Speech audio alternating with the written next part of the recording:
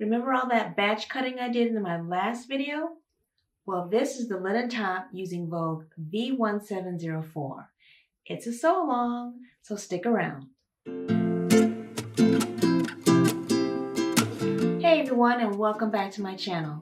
If you're new here, my name is Kyla, and I do pretty much anything and everything around sewing and a little jewelry making and some other crafty things as well. In today's video, I'm getting around to my linen top using Vogue V1704. I had this cut and prepped for my last video, got all my notches in place, got all of my interfacing pieces done, and I'm just ready to go right into it. So, let's get started.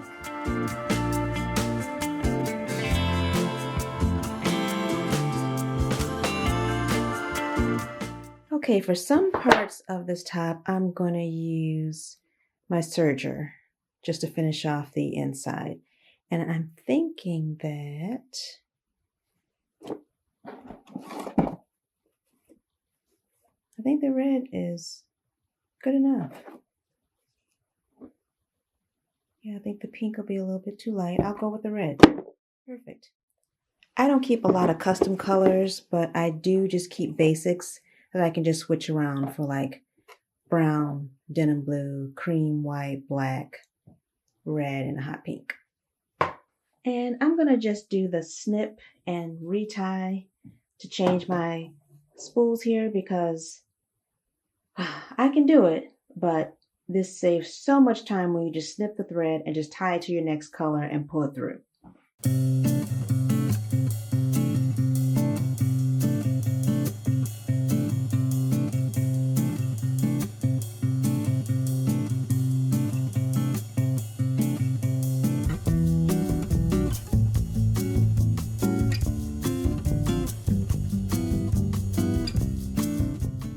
So I've started off with putting the interfacing on the backs of all of the facing parts. And I went ahead and I finished my edge off with a serge stitch instead of folding it over like the pattern. Here's the collar sections. I've got them marked in place and interface on the back as well. And now I can move on to the dart in the front part of the blouse. Okay, so I've got the front dart done and I've pressed it downward, and here they are ready to go. And now I can move over to, I can skip step number 4 because I actually did finish off the edge of the facings already with my serger. So I'm just going to move along to pinning the front facing to each front of the blouse and basting those together.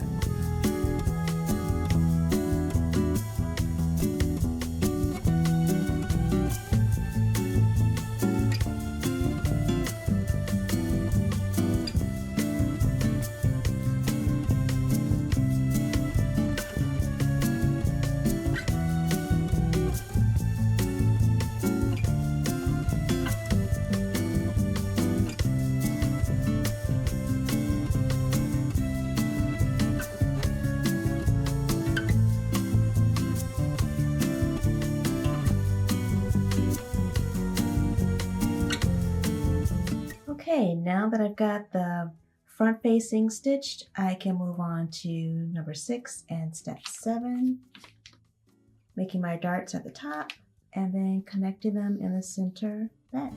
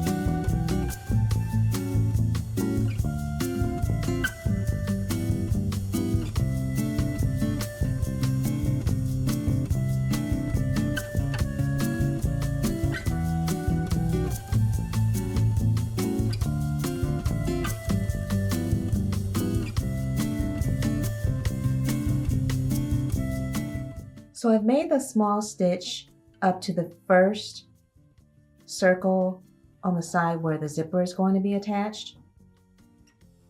And here is that section here. And I measured off between where the circles I have slashes. Here's my first marking here, my second marking here. It only measures about 8.5 inches between that area. So the zipper that I have is 12 to 14 inches. And this is the closest I could get with that color red rose. But it's going to be okay because you'll just see the top, I guess the zipper pull is the only part that you'll see, just a tiny bit of it. So I'm going to make this one work, and I'm going to shorten it by doing the suggested instructions here, making the whip stitch at the bottom that I cut off. But I think that instead of jumping right into entering the zipper or installing the zipper on the top, I'm going to skip parts 10, 11, 12, 13, go to 14, and enter or place the zipper, not zipper tape, the seam binding tape on the sides and the bottom tab where I cut it off. I think that'll be easier for me to attach here than waiting until after I have it attached to the top, because it just seems that that'll be cumbersome. So I'll finish those areas off first, and then I'll go back and apply it to the actual garment.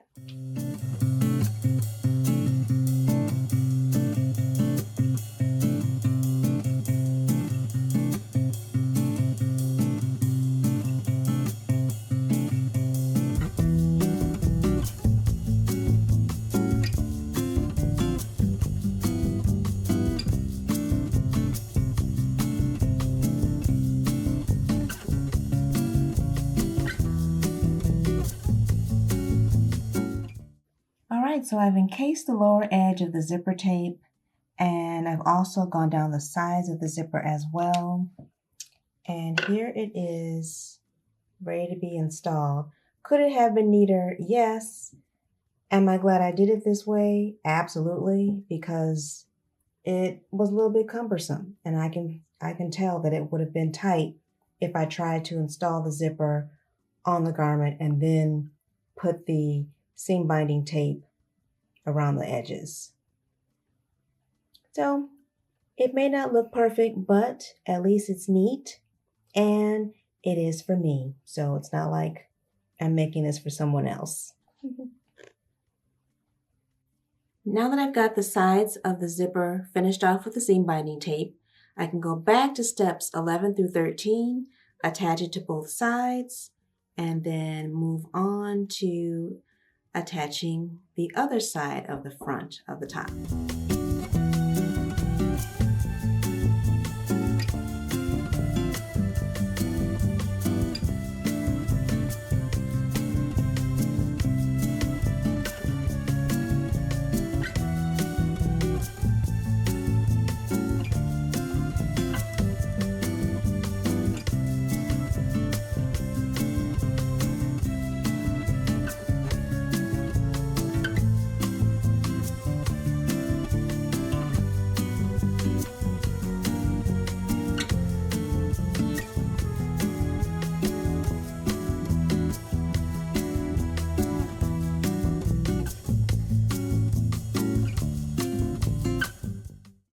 I just want to point out something that I noticed here, and they probably just assumed that the sewists will figure it out on their own.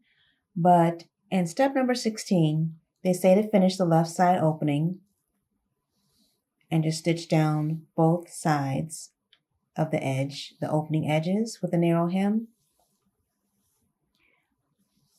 On the right seam, they stitch from the upper edge circle underneath where you insert the sleeve down to the large circle, and then they jump to stitch back to front at shoulders. Somewhere in between, they probably meant to say that you need to go back and finish off those edges just like you did on the left side. So maybe they just figured we're all supposed to know that, but just in case you question or scratch your head why, that's what I came up with.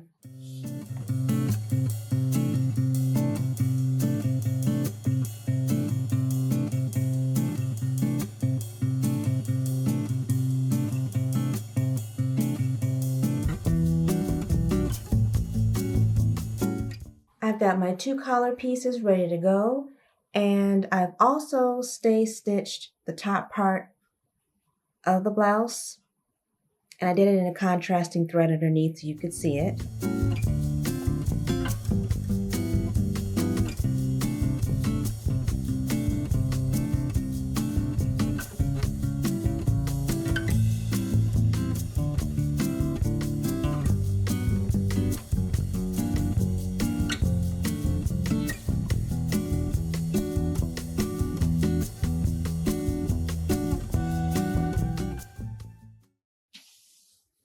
Okay, I'm at a little bit of a snafu, but I am going to fix this. I'm going to turn it around.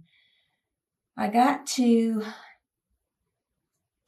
the one side of the collar.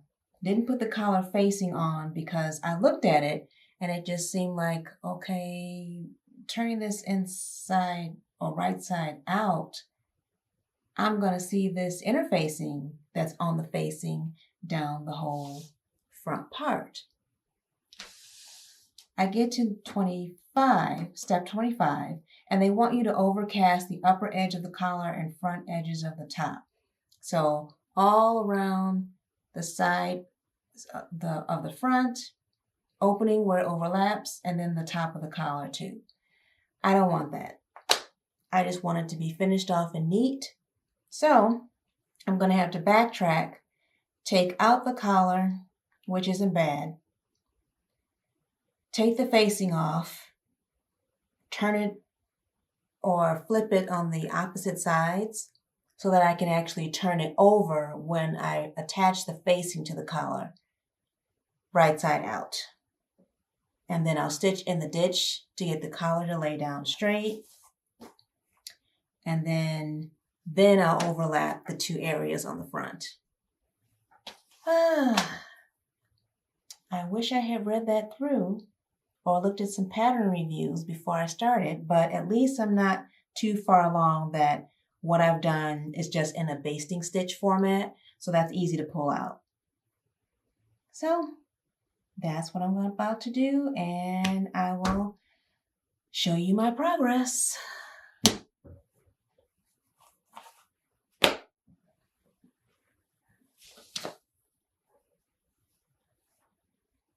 Yeah, no, that's just, no, that's not what I want. Okay, this is the finish I was going for.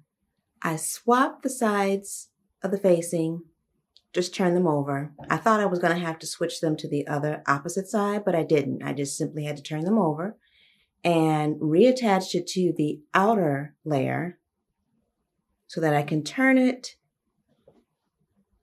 like so here and have this nice finished edge. And I've still got enough fabric that I can overlap to have that opening, just like how the top is on the pattern. And for the bottom, I turned the corner, did a little pivot here. I'll clip this edge close to the point, and I'll turn that inside out, and that will start my machine stitched hem line area. All right, now I just have to finish off the collar here, put the facing on, and make sure that lines up flush with the edge of the top opening. Yay!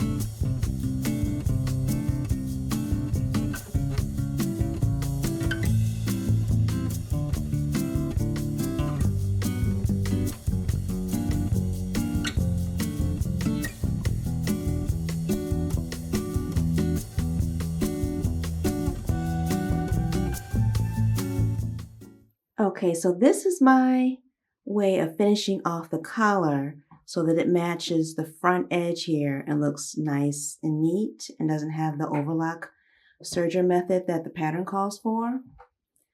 I've got my interfacing side stitched to the top of the blouse, top of the top, and then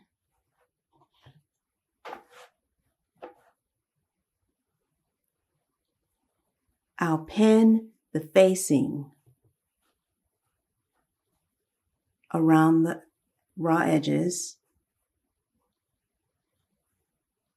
stitch here, and then flip that inside out so that it's finished. And basically giving myself a finished off Nehru collar or Mandarin collar. So I'm going to be sure that my back seams line up here.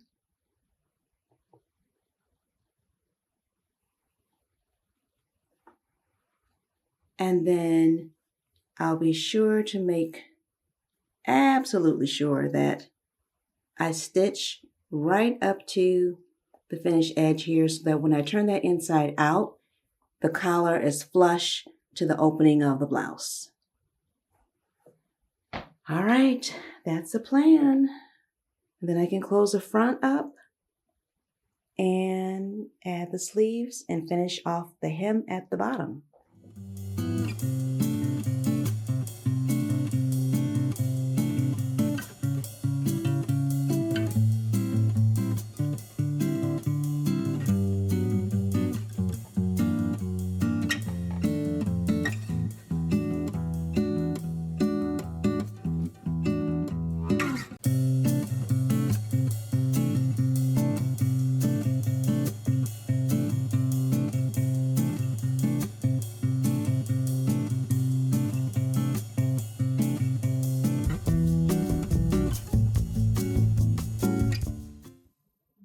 All right, since I made up my own seam allowance, I stitched about 3/8 of an inch across the top of the collar. And I went all the way to the edge here because instead of me trying to turn the fabric the other way to keep stitching all the way down to finish off the edge, I thought I'm going to make a point at this cross anyway. And once I trim the excess off and turn it inside out, it's still going to align the way I want it to.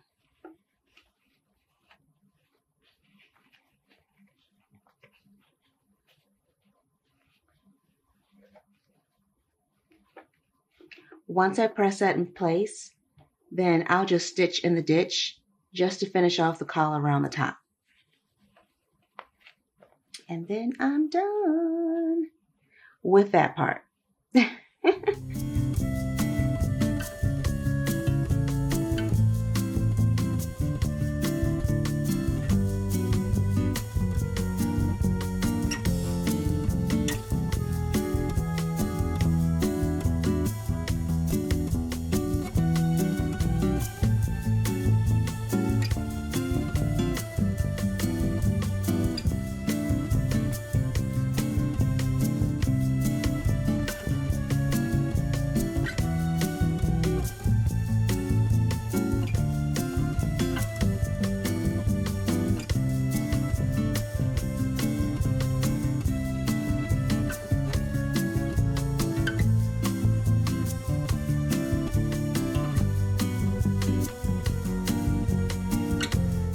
All right, I'm onto the sleeves and I'm in the home stretch, almost there.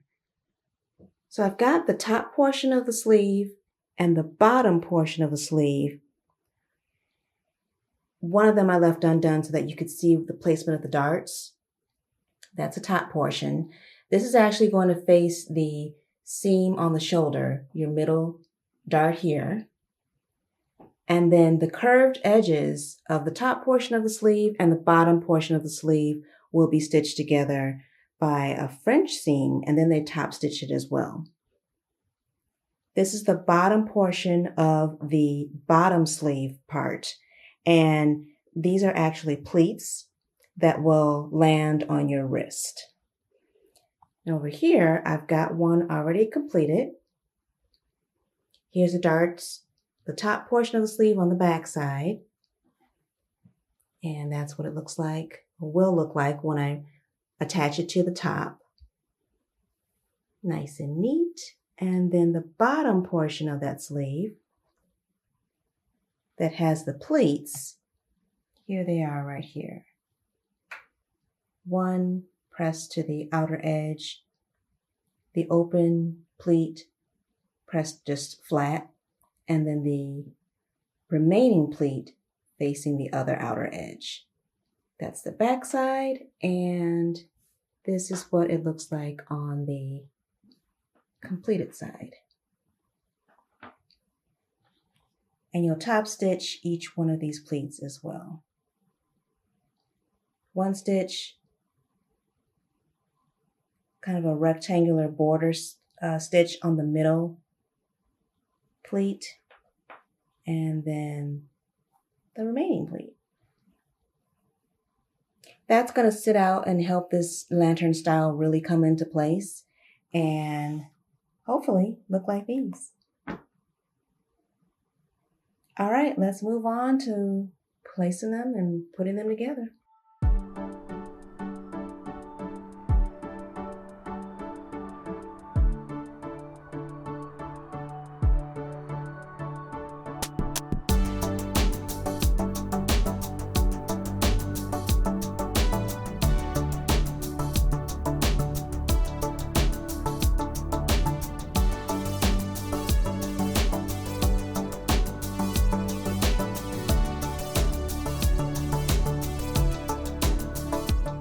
I've got the upper and lower sleeve stitched together, wrong sides, facing each other, and I stitched 3/8 of an inch.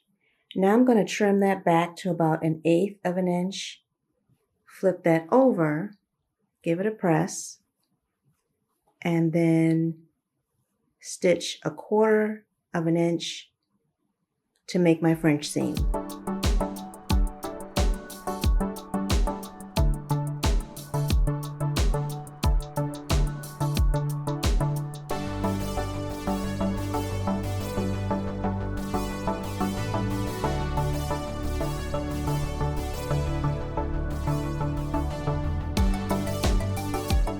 All right, I've got the outer edge stitched all the way around, and now I can press that seam towards the larger part of the sleeve, which is the lower area. Put my raw edges together and then stitch down that edge. And then I can work on hemming the bottom. And I thought I was going to have to top stitch the part where I did the French seam, but I don't. And I'm glad, because look at this. That would be a pain to go around this curve. I could do it, but do I want to? Absolutely not. So if I don't have to, I'm not going to. But yeah, that would be something else to try to stitch around there. So I'm glad I can just press it flat, move along to closing it up and hemming the bottom. Okay, I want to point out something here. I started stitching the raw edges together of the sleeve, and I realized that as I got further and further down to the hem where the wrist, or where close to the wrist is going to be, because these sleeves are really 3/4 length, that this gets really narrow. So I thought it would be easier for me to at least have my hem pressed in place so that once I stitch that down, the raw edge here, I can then finish with ease because I've already got this ironed in place for me. It just seemed like it would be cumbersome as it got more narrow. So I thought, let me put this in here first, and then I'll at least have my guidelines in place.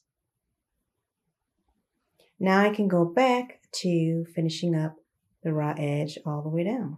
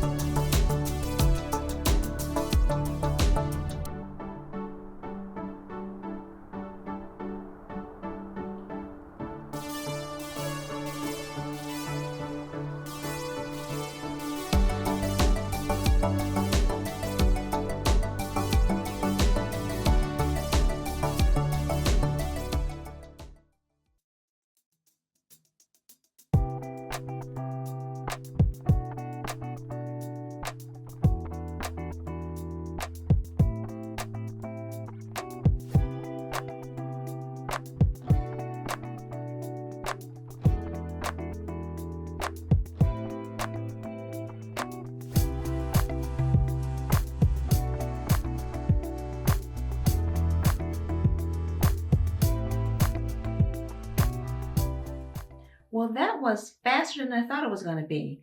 I think I looked at the pattern and saw average and saw the detailing for the sleeves and thought that maybe it was a little bit more involved. But I think by simplifying it, I'm glad I did take that precaution and finish off the sides of the zipper tape before I placed it onto the garment. That way, it just made it a little bit easier for me to work around. But other than that, I thought this was pretty easy for me. So, but I do get why they marked it average, and I think it's definitely due to that zipper placement and maybe the collar and little extra darts and pleats in the sleeves. But I really love how it came out. I love this color that I chose. Usually I go for more neutral tones, but I'm trying to get into a little bit more color. As you can see here with my gold, I'm trying to bring spring on because I feel it coming. We have 60 degrees one day and then 40 the next, and then back to 50 and then back to 40. So we're working our way out, but we're getting there.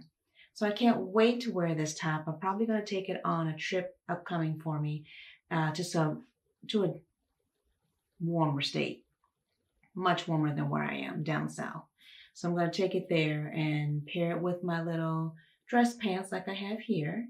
And yeah, I'm all set and good to go. Well, I hope you enjoyed today's video. Thanks so much for watching. I'll see you all later. Bye, everyone.